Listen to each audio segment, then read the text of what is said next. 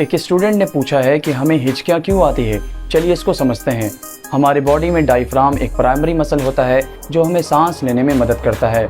जब हम सांस लेते हैं तो ये डायफ्राम नीचे की तरफ कॉन्ट्रैक्ट करता है तो लंग्स के अंदर हवा भर जाती है। जब हम सांस छोड़ते हैं तो ये डायफ्राम रिलैक्स होता है तो लंग्स से हवा बाहर निकलती है। जब किसी वजह से ये डायफ्राम अचानक से कॉन्ट्रैक्ट करता है तो इस कॉन्ट्रैक्शन की वजह से लंग्स में हवा और तेज़ी से बढ़ती है तो उस वक्त वोकल कॉर्ड्स बंद हो जाता है। इसी वजह से हिक वाली आवाज़ निकलती है जिसे हम हिचकियाँ कहते हैं।